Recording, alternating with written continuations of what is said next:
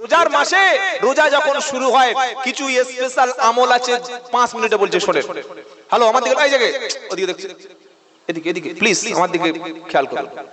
5 মিনিটে রমজান মাসের আমল বলছি, মানে গোটা রমজানটা আপনি কি করে কাটাবেন শুনবো ইনশাআল্লাহ। প্রথম হলো রমজান মাস যখন শুরু হবে নামাজটা অন্তত জামাতের সঙ্গে 5 ওয়াক্ত পড়বো, বলুন ইনশাআল্লাহ। কারণ হলো একা নামাজ পড়লে আলাদা যে নেকিটা পাওয়া যাবে, জামাতে নামাজ পড়লে 27 গুণ বেশি নেকি আমার আল্লাহ লিখে দেবে। আর রমজান মাসে 27-এর সঙ্গে 70-কে গুণ করলে আরো বেশি হবে, জোরে বলুন। 1 নম্বর আমল, এগুলো নোট করছেন তো ভাইরা? 5 ওয়াক্ত নামাজ আদায় করব। অনেক মুসলমান রোজা রাখে কিন্তু নামাজ পড়ে না, খুব অবাক লাগে। রমজান মাসে রোজা রেখেছে কিন্তু নামাজ পড়ছে না। ভাই নামাজ পড়বে না বললে ইফতারের সময় যাব, জোহর আসর কাজা না। ভাই রমজান মাস শুরু হলে 5 ওয়াক্ত নামাজ আমরা পড়ব এবং জামাত সহকারে আদায় করব, মসজিদে গিয়ে নামাজ পড়ব ইনশাআল্লাহ বলি। 2 নম্বর আমল হলো রমজান শরীফের মাস যে আমলটা বেশি করব ওই আমলের নাম হলো কুরআন তেলাওয়াত। জোরে হবে না?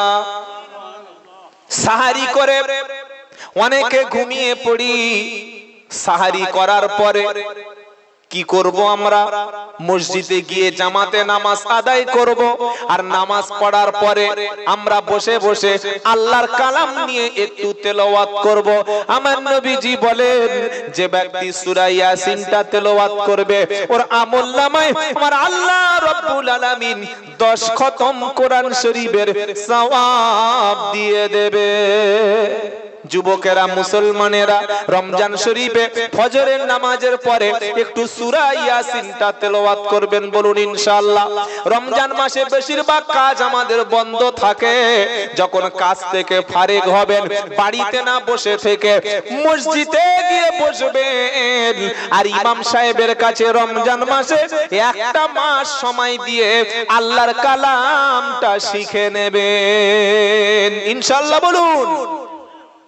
এখনকার ছেলেদের মাথা, এদের মেমোরি, এদের এক্সপেরিয়েন্স, এরা অনেক ডেভেলপ, এদের স্মৃতি শক্তি অনেক বেশি। এই যে যুবক ছেলেরা এসেছে এরা মনে করছে কোরআন মনে হয় খুব বিশাল কঠিন। আমার আল্লাহ বলছে না, ওয়ালাকাদ ইয়াসসারনাল কুরআনা লিযিকর ফাহাল